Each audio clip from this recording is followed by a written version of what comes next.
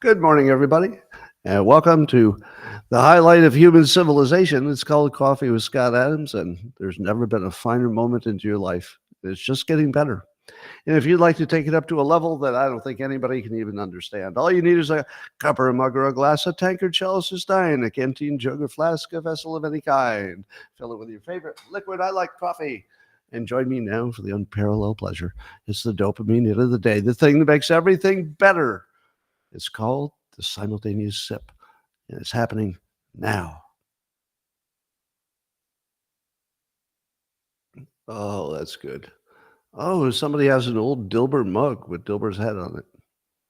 I'm seeing that on the locals platform. They can put pictures in their comments. Well, let's talk about all the news. I saw a post by Lori Shimek, PhD, who says that Alzheimer's is showing to be largely a lifestyle disease. Do you believe that? How many of you believe that Alzheimer's is more lifestyle than genetic? It might be both. Usually you need the lifestyle to initiate or trigger the genetic propensity. And I see what you're saying. That I think Lori Shimek said the same thing, that type 3 diabetes is sort of what Alzheimer's is. In other words, it might be too much sugar, too much wrong bacteria in your gut. It could be just living a bad life. Not bad, but your lifestyle would be suboptimal. I'm tempted to believe this. It seems like it to me. Anyway, just keep that in mind. Eat right. Do you think I should do a video on my eating system? People get real mad when you suggest there's a better way to eat. But the thing that I try to add to the system is I'm not trying to tell you how to do anything, because you need to come up with your own system. But what I can do is show you my system. For example, I'll just give you a preview. Part of my system is I don't keep any unhealthy food in my house. That's it. That's the whole system. I mean, there's a number of other parts to the system, but that's what I'm talking about. So I use my human nature, my laziness, to keep me healthy, because I know I don't want to drive somewhere to get some unhealthy food. So I'm just going to eat whatever's there or skip a snack. So I might do a video on that because I feel like I could save thousands of lives. Okay, I just talked myself into it. Well, when I realized the size of my audience, and I realized that most of you are here because you like hearing what I have to say on various topics, that makes me influential with you more than other people because you're here voluntarily. So if I could tell you something that would completely change your odds of Alzheimer's and keep you healthier without much effort, I guess I have to do that. So I'll do that. I'll commit to that. There's another big balloon flying over the United States just in time to distract us from God knows what. But we don't know if it's a threat. Maybe it's just a big balloon. Do you ever wonder if maybe there's a big balloon going over the United States at any given time? I feel like there's just always one up there. And whenever you need it, it's like, whoa, watch out. Watch out. There's a balloon. Here comes another balloon. I don't know what to think about this big old balloon, but I'm not going to worry about it yet. Here's a little slice of reality. So yesterday I was offered the opportunity to interview an expert on the election from 2020, somebody who had done a lot of research, and using public records only, had come to the conclusion that there was an obvious problem there. Now, and then the offer was that I could interview said person on my show. Should I do it? Advise me. Should I talk to an expert on my show who will demonstrate that the election, in the expert's opinion, is confirmed to be crooked? right? Lots of yeses and lots of nos. The correct answer is no. The correct answer is no. Would you like to know why? And by the way, it's an easy decision. It's very easy. How would I know if the expert was telling me the truth? How would I know? I would have no way of knowing. That remember, I spent, probably one year, I think, of doing this. I kept reminding you that the what I call the Joe Rogan model is the worst way to find out what's true. Now, the Joe Rogan model, and Joe Rogan's great, and I love his show, and I recommend it, and he's a national treasure. But if you only have one point of view, you have that documentary effect. If you're not capable of fact checking it with your own knowledge, you have to have the other expert there or the opposing claim. If you don't have that, you're just part of a propaganda accidentally, right? It would be accidental propaganda because anytime you're showing one side of a thing and you're not showing the other side, you're not useful. You might be right. You might be right. I'm not saying that the information is right or wrong. My point is I don't know. So risk number one is that I could platform somebody and without knowing it, be spreading misinformation without knowing it. So I don't want to do that. But suppose I invited another expert. Suppose I invited somebody who says everything was fine. Do you think they would come on the show at the same time as the expert who looked into it and says, I found something bad? Of course not. There's not the slightest chance of that. Why would they? There's literally no upside. It's only downside because I would seem to them like an unfriendly, and then they'd be going onto a show with somebody who's loaded with information they haven't seen yet to make a claim that they probably wouldn't have a good response to, even if it was a fake claim. They wouldn't be prepared for the claim. So nobody's going to say yes to that. And if they do say yes, they're going to cancel because they'll think about it and oh, there's no upside for me. So I can't show you an expert because it would be out of context. It would be unfair. I can't possibly show you both sides. So what is left? Here's the problem. Although this came to me through a source that I consider credible, so everything about my contact with it was credible, I'll bet you that Sidney Powell would say the same thing about whoever told her there was a Kraken. Am I right? I'm guessing. I wasn't there. But I'll bet you that Sidney Powell heard from a source that she personally trusted that there was a thing out there and at any moment, it would all be revealed. And then it ruined her entire career. Now imagine being in a political season where all the people who have a preference and an audience are being targeted for destruction. Imagine me going off and doing an episode in which I've got an expert, even if the expert is right. So none of this has to do with who's right. It's just the look of it. It would basically put me in a situation to be canceled for being an election denier, even if the expert was right, because nobody would be able to agree on whether they're right. They just say, well, here's a clip of that Adams guy who's buying into the Kraken. So it's really a weird situation because you can't get there from here. There is a truth.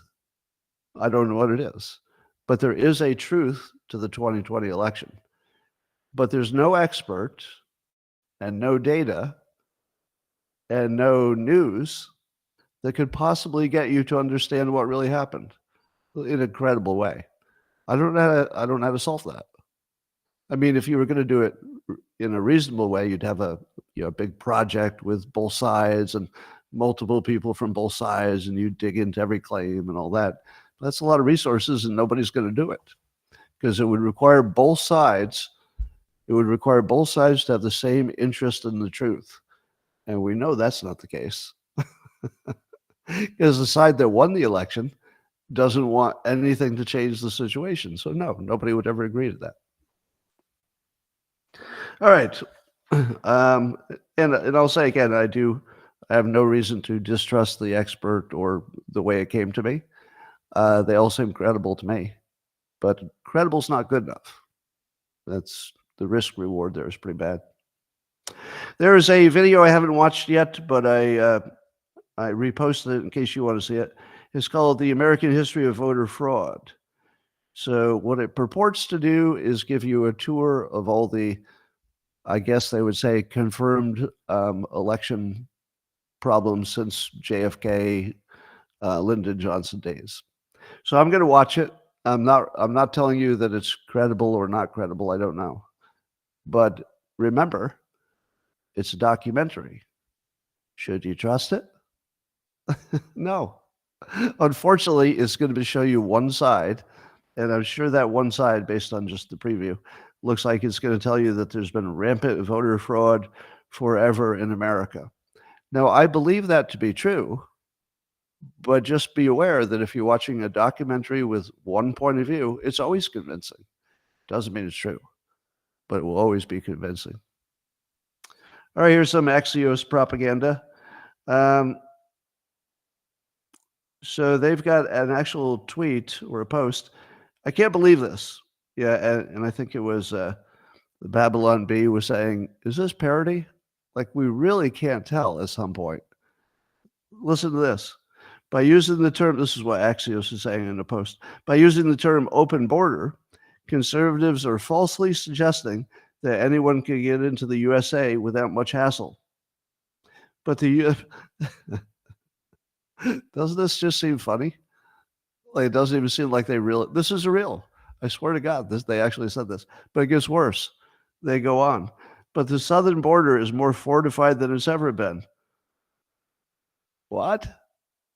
Well, that is true, because Texas just fortified, well, at least that part of it, I guess, is fortified. Here's my take. I really feel sorry for anybody who still thinks the news is real. Do you ever run into people who still think the news is real? And you don't know what to do? Because you can't really talk about the topic with somebody who thinks news is real. Yeah, you have to go all the way back. Okay. I know you want to talk about the border and whatever, but you're going to have to back up a little bit. Do you understand that the news is not real? Oh, yeah, there was that fake news once from Fox News. No. I don't think you're understanding. I mean, the news. It's not real. Well, I watch CNN, so I don't see the fake news. No. I don't think I'm not getting through. The news, and that would include CNN, is not real. Well, but I check it against the New York Times. No. I'm not getting through. The news is not real. Yeah, but if I've looked at CNN, the New York Times, and MSNBC, and they all agree, I think that's no. Slow down. The news is not real. And you really can't get past that, can you? That's the end of the conversation. Because if you think the news is real, you really can't have a conversation with somebody who knows it isn't. There's no way you can have that conversation. And I think that's the biggest problem with, our division in the country, is that some people think the news is real. All right. So this is a funny story. Instagram apparently has a limit on how many people you can block per day. Did you know that? Yeah, you'll get a warning. It says if you block too many people. So there was some user of Instagram who was getting a bunch of pedos and kept blocking them until there was that message that came on saying that she couldn't block any more pedophiles. And so this raised the question, what is the allowed number of pedophiles? I know it's just, I'm just having a joke with it, obviously, but it does create a situation where, by the nature of the design, it would appear that there's an allowable number of pedophiles. It's like, that first 25, totally unacceptable. 26 through 1,000, perfectly fine. Now, of course, nobody sat down and said, let's make a rule that allows, the bad people on the platform. So none of this is intentional, right? Wouldn't you agree? It's not intentional. You all agree with that, right? This is obviously just a system kind of mistake. Well, I would refer you to Mark Andreessen, one of the more notable, famous Silicon Valley entrepreneurs, and also one of the smarter people in the Valley. And he reminded us in a separate topic, it wasn't about this topic, but yesterday he reminded us that the purpose of any design is what it does, or the purpose of any system. The purpose of a system is what it does. So there's no such thing as pretending it does one thing while observing it does another. That can only happen temporarily. Temporarily, you could build a system that doesn't do what you want. But if you build a system that doesn't do what you want and you don't change it ever, then one must assume it's doing what you want because it's changeable. It's easily changeable. So we must assume that Instagram has a system in which they prefer that you cannot block too many of the bad people. Now, I'm sure they have some internal reason. Maybe it's to stop some kind of automated attack or process or something. So I can imagine they'd have some argument, but there's no doubt that the outcome of the design is it allows bad people in. Well, Texas Attorney General Ken Paxton had something provocative to say about the border. He said that Biden is, quote, clearly in partnership with human trafficking and the cartels. Do you accept that? Do you accept that Biden is, quote, clearly in partnership with the cartels? Well, this gets us back to the design of the system, doesn't it? If you had a system which gave the cartels everything they wanted and it gave you nothing that you wanted, the country, what would be the best working assumption about how we got to that place? Now, I would like to introduce a concept to you. I've used it before, but I did a bad job of explaining why. It's called the working assumption. And you should introduce that into your vocabulary, and I'm going to make a strong argument for it. What we normally do is say, this is true, even if we don't know for sure, or this is false, even if we don't know for sure, or we don't know, and then, that's useless. So whenever you say something's true, you're going to get pushback. Whenever you say something's false, you're going to get pushback. And then you both agree to disagree and nothing happens. That's why I'm introducing this new term that's harder to deal with. And it goes like this. If I say, it is a true fact that Biden is working with the cartels, what do the Biden supporters say? They say, prove it. And I say, well, I don't have any emails or anything like that. Oh, okay, so you don't have any evidence. Well, not really. Well, do you have any quotes where you said I'm working with a, well, no, I don't really have any quotes. I don't have any documents. I don't have any whistleblowers. Those are the things you want, and you'd want those, right? If you want to find out what's true. But here's why the working assumption gets past that. I look at the border and I say, my working assumption is that it's intentional because, as Mark Andreessen points out, and he didn't invent this concept, he was just pointing it out, that the design has gone on too long. The system has been in place under Biden. What he changed Trump's system. Trump's system was clearly intended to reduce immigration. Nobody wonders, because he did a thing, changed a bunch of processes and executive orders and whatever. It lowered immigration. He said, yes, that's what we wanted to do. And then we observed that it kept doing it. That would be a case where there's no doubt whatsoever what the system was designed to do. Now, Biden comes in, changes a bunch of things, gets a result that is obviously bad for the country, and obviously good for the cartels. If he had changed it a month after implementing it, when it was, clear what it was gonna do, then I would say, "Oh, that was just a bad mistake. That's just a bad mistake. It's a good thing he corrected it." But if you keep it running and you keep pretending you can stop it when everybody knows you can, "Oh, I don't have the power. I don't know how I'd ever go about stopping this." And time goes by, years, and it becomes the biggest problem in your country, and you still don't stop it. The working assumption is that some element of the government is working with the cartels.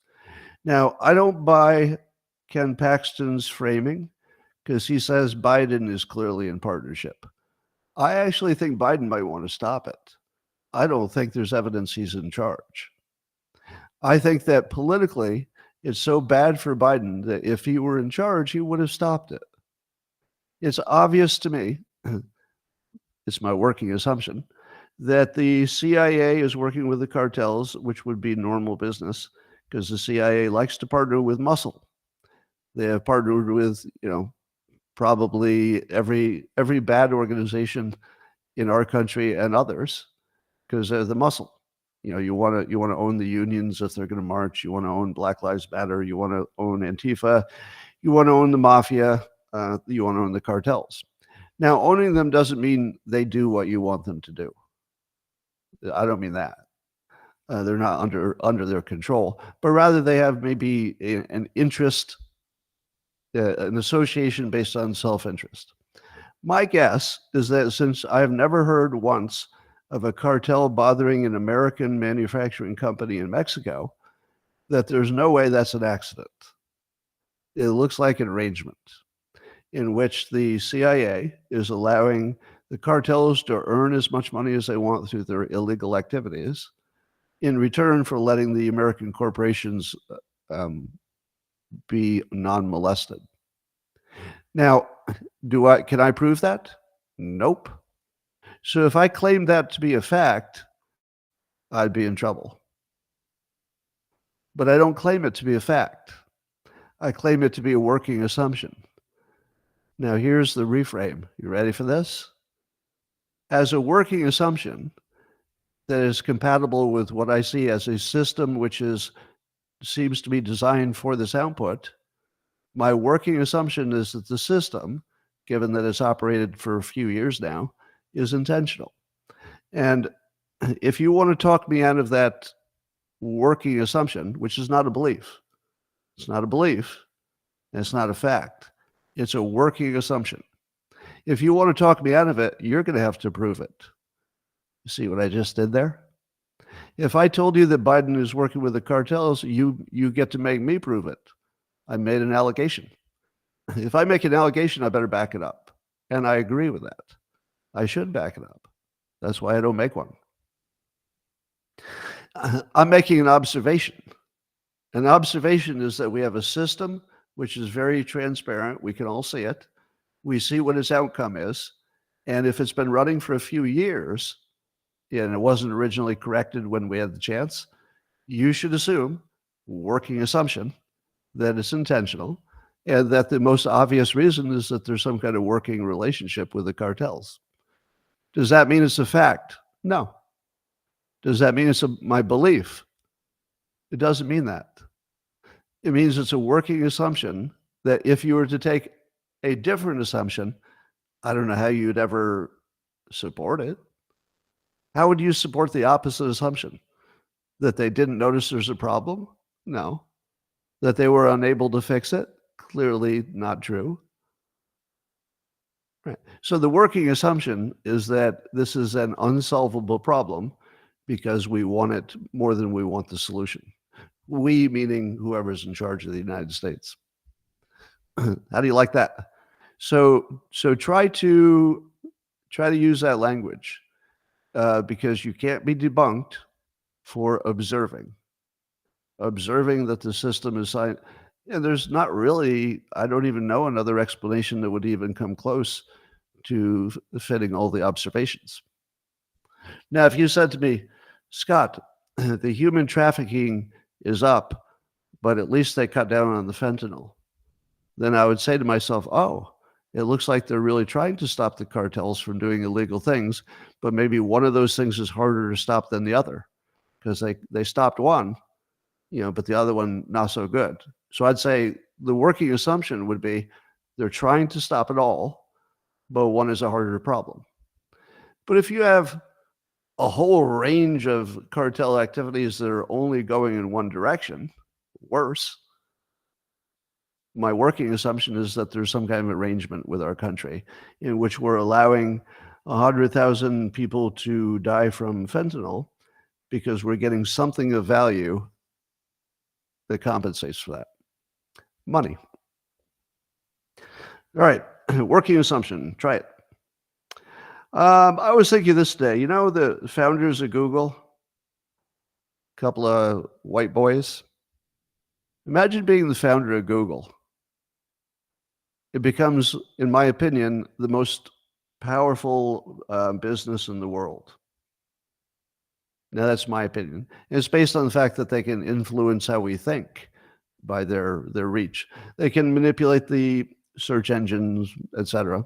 They can find out everything about you and build strategies based on it. They can manipulate you. They can brainwash you, etc.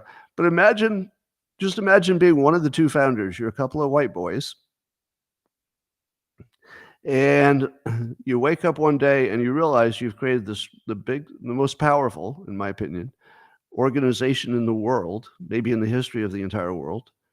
And you realize that you trained the staff and also the products, the search engines, the AI, to discriminate against people who look like you and your family.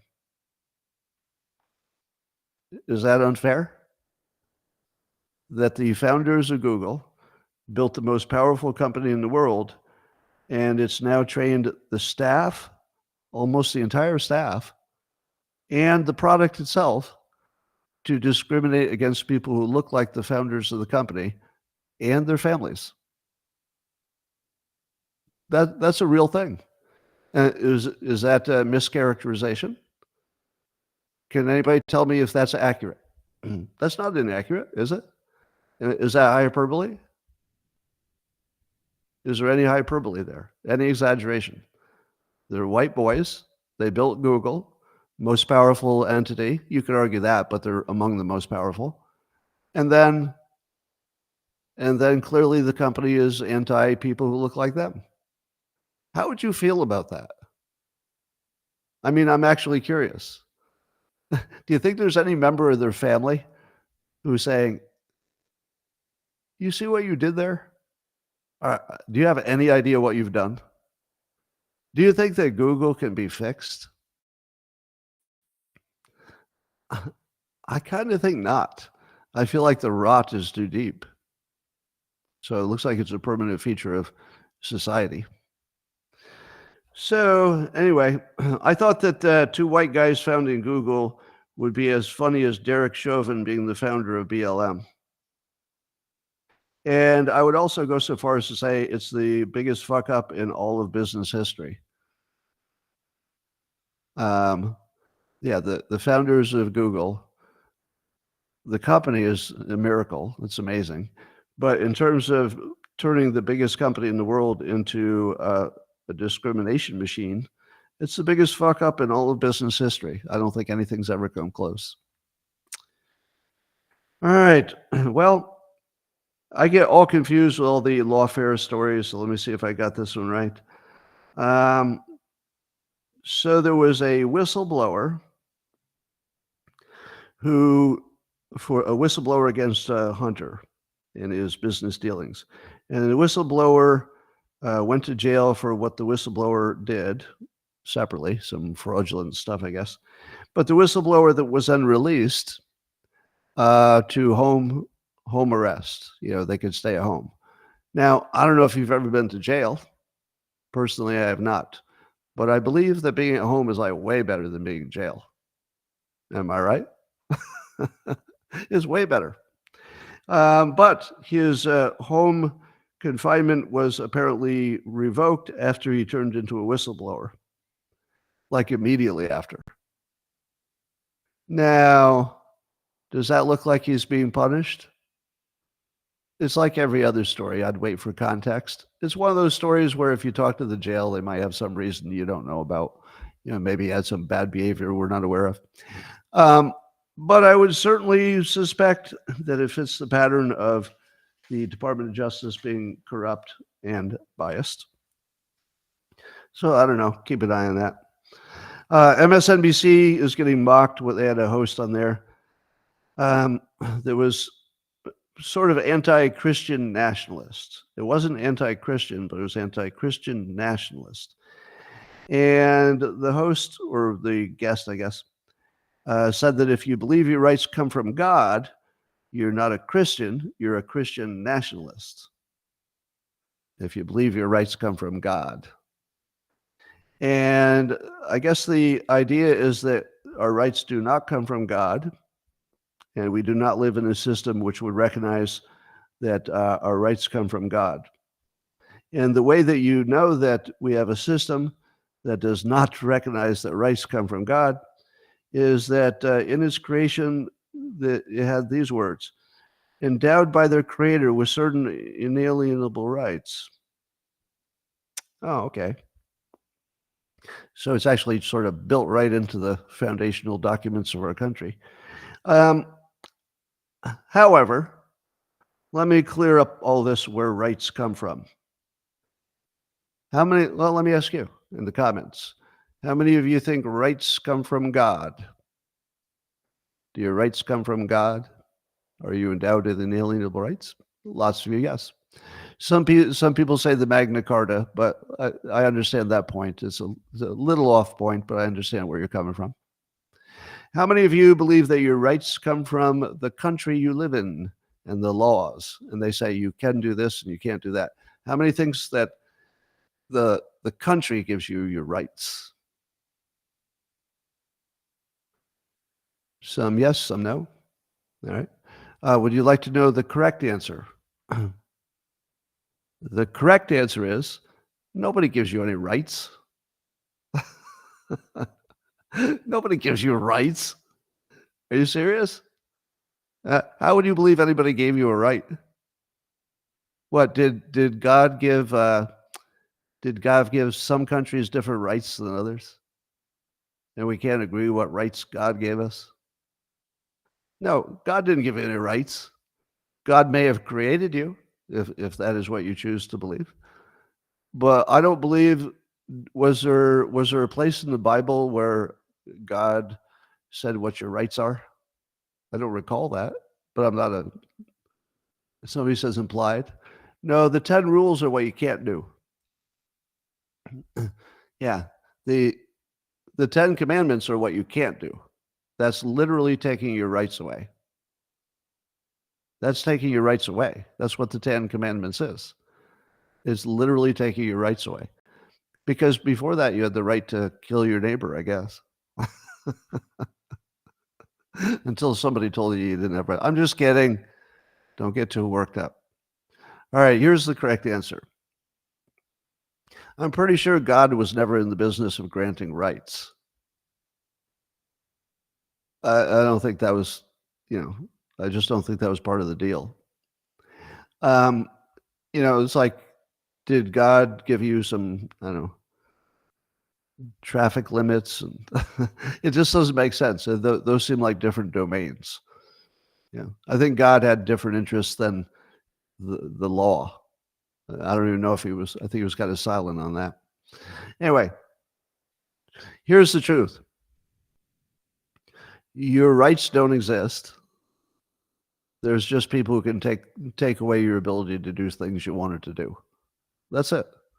The state can take away your ability to do things even if you don't like it. And your religion might prevent you from doing things that maybe you wanted to do. Right? So people can take away your ability to do what you want, but nobody can give you that. Right? You start as a free person. And then people tell you what you can't do. So there's no such thing as giving rights. There's only taking them away. There's only taking them away. And if you understand that, then everything makes sense, right? You don't need God to give you any rights. Why does God have to give you a right? I mean, that this seems like an unnecessary step. Because why would God do something that didn't need to be done? Because unless there was a law taking away your rights, God wasn't limiting you except for the Ten Commandments. So I think God actually was silent on the question of, your whether you should own a gun or anything like that. So no, there are only people who can take your rights away. There's nobody who can give them to you. So I do, I agree. If you adjust for, the times, I guess I agree with endowed by their creator with certain inalienable rights. If you're not a believer, and I'm not, then I just read that as you start with rights and they can only take them away if they try. So that seems like the better reading. All right. Did you see Trump do his Biden impression of trying to get off the stage? I think this happened. I think that Trump was doing a huge rally in South Carolina. And somebody said that his teleprompter malfunctioned. Can you confirm that? He had a teleprompter malfunction? Or did somebody just say that? So I think what happened is that Trump stood in front of, a gigantic stadium full of people. His teleprompter failed, and he just did, 45 minutes of stand-up. And everybody loved it. Now, just try to imagine Biden doing that. Do you think there's any possibility that if Biden was speaking and the teleprompter went off, they would leave him there? Somebody would be up at that podium immediately saying, "Oh, sorry, Mr. President, looks like we got a problem. We'll have to do this later. Teleprompter broke." I think it was last night.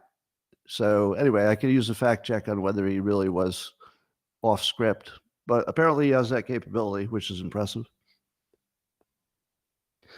Tony Blinken apparently says people in the government shouldn't use gendered words such as manpower, you guys, ladies and gentlemen, mother and father, son and daughter, husband and wife. I only say it because it's funny. Like there's nothing else to add to it except just have a good laugh about it. Have you seen the video of Optimus? That's the Tesla robot. Musk posted a little video of it walking. So they've actually got the robot walking around the factory floor. But I've said this before, but did they really need to make the robot Optimus walk exactly like Joe Biden? I mean, it's exactly like Joe Biden. Not a little bit.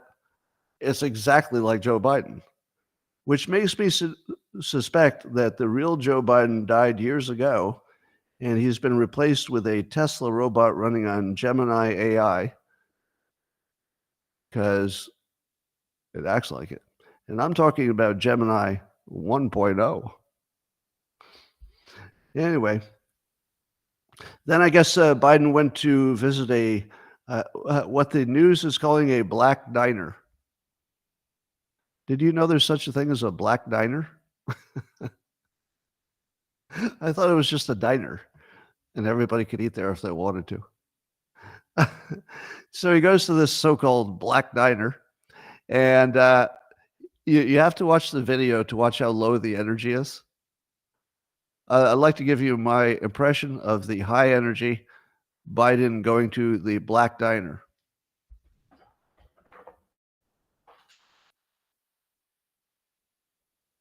Oh, how you doing there? Uh, hi there.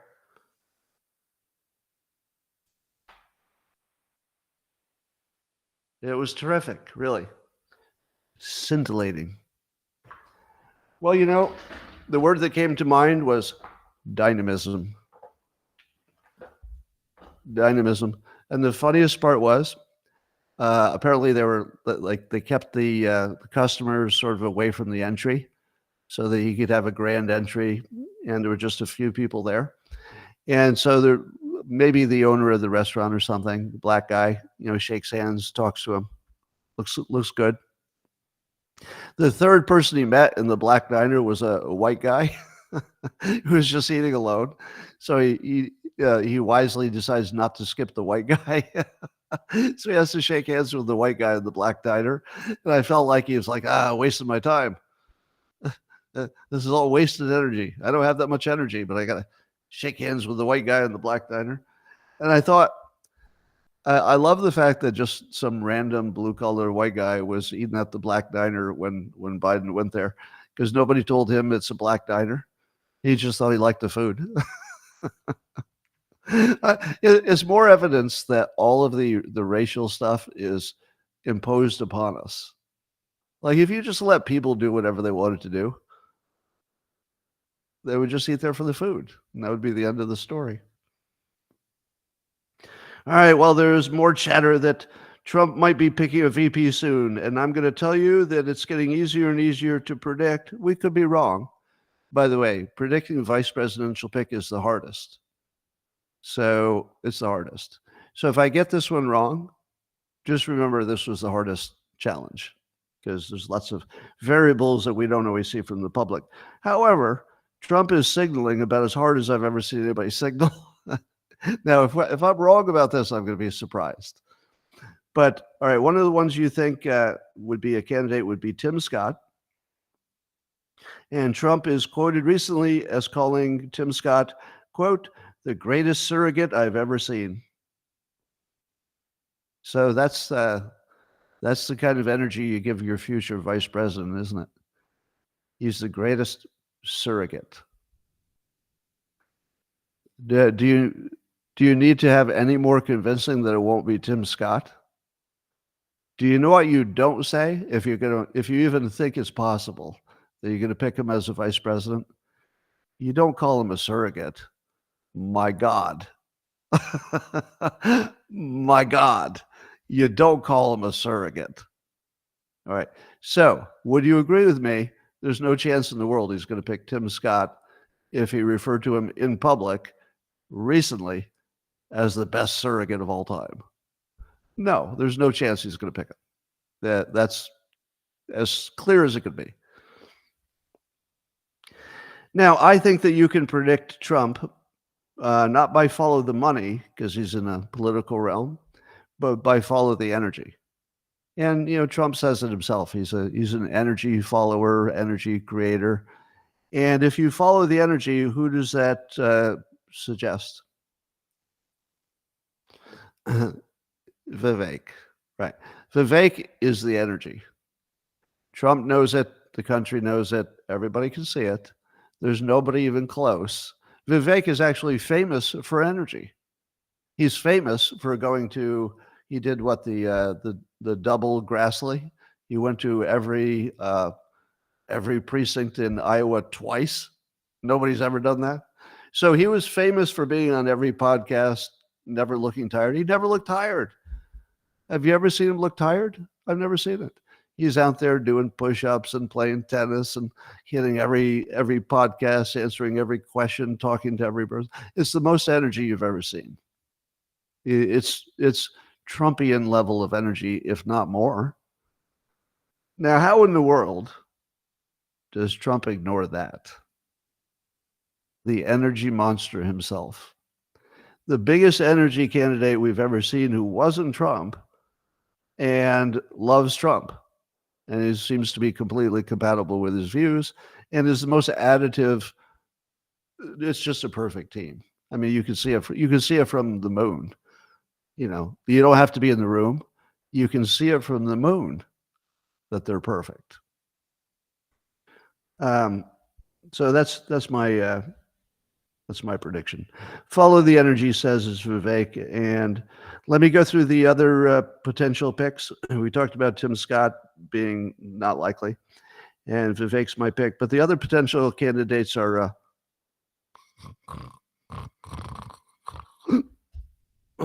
what were we talking about? Okay.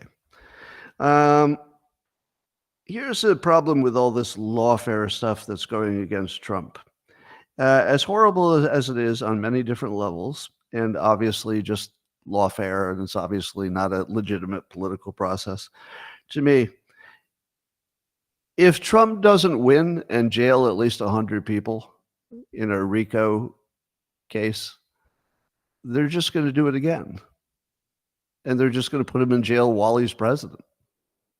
So we've lost mutually assured destruction with this lawfare stuff. You know, we always had this standard that you don't prosecute the losing candidate. And I think it's pretty obvious that a lot of our leaders could be more easily prosecuted if you put a lot of effort into it. You could probably find something on all of them. But they didn't do it. They didn't do it because it would be mutually assured destruction.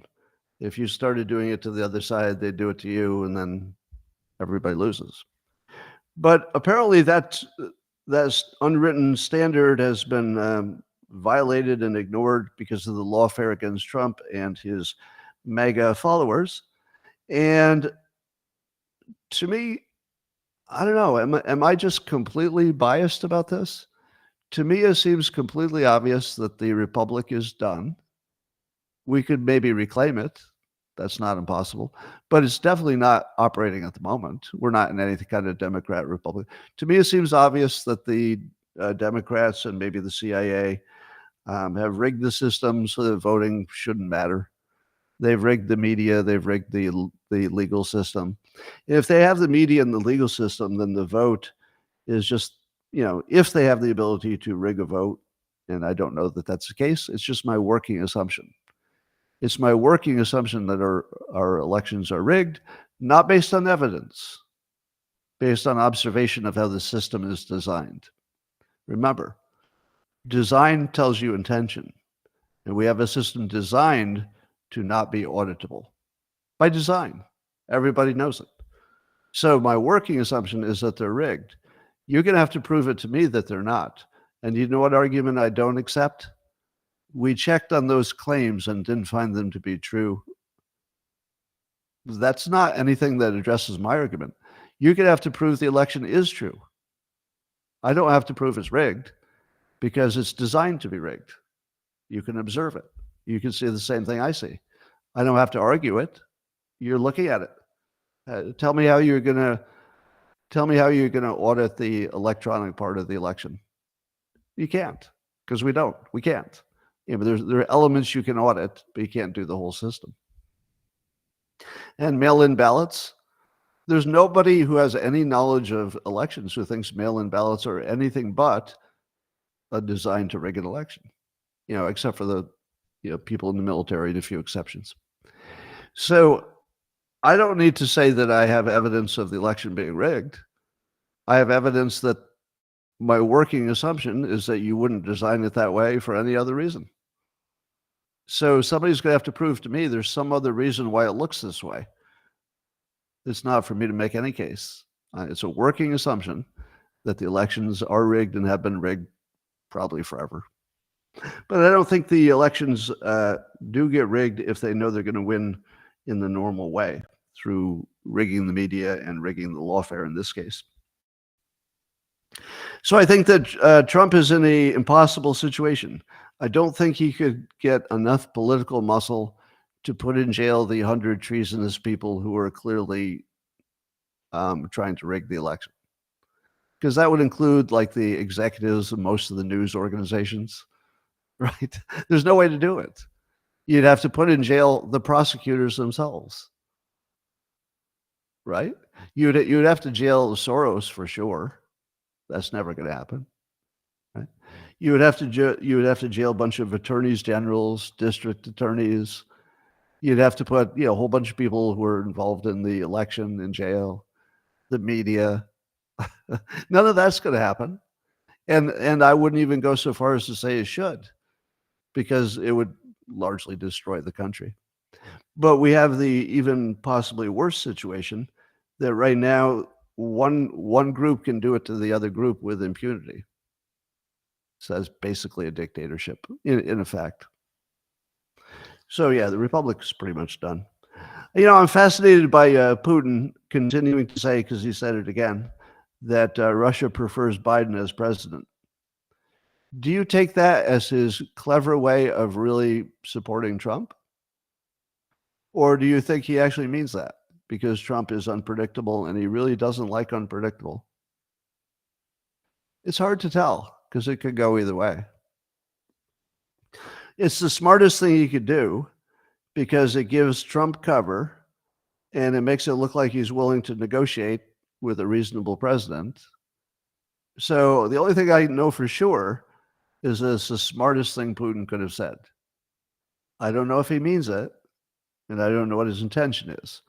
But would you agree it's by far the smartest thing to say? I mean, by far. So we'll see. I saw John Mearsheimer trying to debunk the claim from Zelensky and others that Putin wanted to invade and control all of Ukraine. Now, I might push back on this opinion a little bit, but according to Mearsheimer, Putin only had about 190,000 troops that he could use for conquering Ukraine. But if we looked at historical comparisons, the right number that it would take for a country that size would be 2 to 3 million. So basically 10 times more than he had, which would suggest that Putin never wanted to conquer all of Ukraine. Now that's Mearsheimer's take. So I haven't given you my take yet. My take is that's not so clear because it looked like what he was doing was trying to make a run on Kyiv. And he probably thought if he could take out the politicians in Kyiv, he could take his time with the rest of the country, if that's what he wanted. So I guess I disagree that you can look at World War II, which is what Mearsheimer was doing, and say if it took this many to conquer Poland, for Germany, then that's roughly the amount you need in other cases.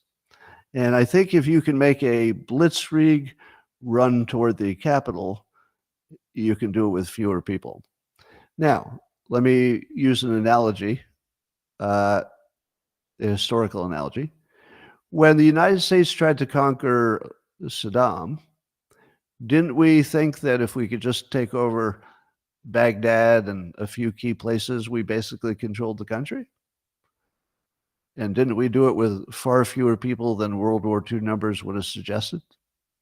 So I guess I'm pushing back on a little bit on the fact that if Putin didn't have enough troops by a World War II standard, that therefore you can tell his intentions. I think it's interesting. I like the context a lot because it's good to have context. I just don't know I'm completely sold on that. Yeah, I don't know that we could read his mind, and I don't know if we can tell by his military actions. Well, New York City's appellate court turned down the idea that non-citizens would be allowed to vote in at least the local elections. How did that ever even become a thing? How in the world did that even make it to a court? I don't think there could be anything more basic to Americans, the American system, than you have to live here to vote. Well, they live here, but they have to be an American citizen. I get the idea that if they live here, it'd be nice to have some representation, but I feel like we got to keep that as standard. If people work to become legal citizens and then vote, then we celebrate you, don't we? One of the most inspirational things you'll ever see is a foreign-born person becoming an American citizen. Every time I see it, I get choked up. Like when one of my friends, after living in the country, I don't know, probably lived here 30 years or something, maybe longer, and became a citizen, finally. And to me, that was just one of the most just awesome, like inspiring moments that somebody would work for 30 years or whatever it was to accomplish this goal to become an American. I love that. Right? So, yeah, I'm pro-immigrant as long as we do it right. All right. Well, apparently, according to Representative Jordan, Fonnie Willis has a whistleblower, somebody who says that they got fired by Fonnie for claiming that she misused some grant money. And I guess 7 police officers escorted her out of the building for blaming her boss of misusing some grant money. Now, of course, this has nothing to do with Trump, but this would be a case of mutually assured destruction, meaning that the prosecutors are going to get completely analyzed for anything they've done inappropriately. We see happening already, and I am quite on board with it because it doesn't look like the prosecutors are doing anything but finding a person and then finding a crime. If that's what they're doing, the Republicans can find that person who's the prosecutor and find their crimes as well, if they can find them. So, yeah, they had it coming. Did you know that Letitia James, who's behind the Trump gigantic $454 million suit there, did you know that she also said, besides saying that she would target Trump before even knowing what the crimes were, that she said she would target the NRA, again, not for any specific crime. And apparently she's on the border of succeeding at that. So for 4 years, she's been trying to take the assets of the NRA and just put them out of business. And it looks like most of the claims against the NRA were not proven, but there's still an issue of whether they're properly managed. So she might be able to have the management of the organization taken over. Like I do not feel like I live in America. What country is doing this? 2 prominent examples where she told you she was going to go after an organization which is as closely tied to the Constitution of the United States as anything could be. There's nothing closer to the Constitution than the NRA. You know, whether you like them or hate them, their whole deal is to be as close to the Constitution as possible for the Second Amendment. And she went after that, and she might succeed, and she went after Trump, and she might succeed. She belongs in jail. She belongs in jail for both of these things. Because if you start with, I'm going to target you, and then you succeed, you should be in jail for that. I don't know if it's a law, but in terms of what's ethical and moral, if you target a citizen or a legal entity in the United States, and then you go look for a way to put them in jail, you need to be in jail. And unambiguously behind bars and it should be like 20 years. It's not a small deal. It's a pretty big foundational problem. Well, speaking of liars, Fonnie Willis, she's in trouble because she said her affair started or was a certain set of dates, but now it turns out that the cell phone data shows that she and Wade were having some fun, almost certainly far longer than she said. Now, Megyn Kelly did an interesting analysis on this because there was just a ton of contact between her boyfriend and her for that period. And so Megyn Kelly looked at her own phone records because I guess they talked to each other. Fonnie and Nathan Wade talked to each other 180 times per month on average. Phone calls, 180 phone calls per month. So she checked how many she's had with her husband in the last month, and it was 46. So she was saying, like an actual marriage, 46 phone calls, whereas they had 180. And my reaction to this was, who makes 46 phone calls in a month? That's more phone calls than I make in a year. You've 46 phone calls to one person? If you added up all the phone calls I've ever made this year, I don't know if it's 40. Who calls anybody? Other than calling like for goods and services, I did call my garbage service yesterday to, trade out some garbage cans. But other than that, who do you make a phone call to? Anyway, however, they were working in the same office, so having a lot of phone calls with a coworker is not as unusual as something else. So they all look crooked. The Atlantic, which is a publication that if you knew about them, you would say, oh, it's just a political propaganda entity pretending to be some kind of other publication. So the Atlantic headline said, how Democrats could disqualify Trump if the Supreme Court doesn't. So they're suggesting that they might not certify Trump's win, even if the court doesn't take him out first. That's like a headline in a major publication, but it is a publication. Have I ever told you that if you know what happened, you don't know anything? If you know who did it, you probably know everything. So if you thought that the Atlantic was just another publication, you might say, huh, there's a story. But if you know the Atlantic is purely a propaganda entity, then when you see them propagandizing that Trump could be knocked off or disqualified by the Supreme Court, but also that if he doesn't, they can use the same technique Trump used for January 6th, which is to not certify until you're sure that you can certify. So they would use the thing that they're trying to keep him out of office for. They would use that same thing to keep him out of office. It gets very confusing. But if you don't think our system is completely corrupt, well, think again. Yeah, we don't have anything like a republic or a democracy anymore.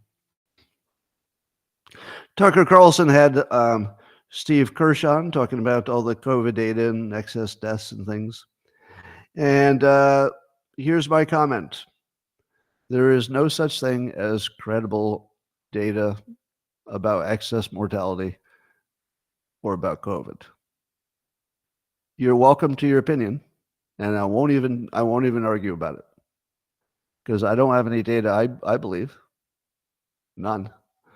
There's no data about anything from the pandemic that I personally find credible. It's all too motivated. People trying to prove that they were right all along. People trying to prove that they're not murderous, criminal Nazis. So everybody's motivated. There's no such thing as credible data when everybody's motivated to make themselves stay out of jail or look good. So that's my take. Is Steve Kirsch 100% correct? I have no idea. No idea. I mean, he's a very credible, smart, capable, successful guy. So if you were only looking at those qualities, you'd say, there's somebody you want to listen to. Brett Weinstein, same thing. If you say, is he credible? I'd say smart, has all the tools, could look at things deeper than most of us could, doesn't seem to have an agenda, just seems to want to know what it is. But he's using data. As long as he's using data, what am I going to do with that? I don't trust any of it. It doesn't matter where it comes from. Anyway, so let's stop talking about COVID. It's too boring. And that, ladies and gentlemen, is what I have for you on this Catterday Saturday. And thanks for joining over on the X platform and Rumble and YouTube too. I will see you tomorrow for another exciting episode of Coffee with Scott.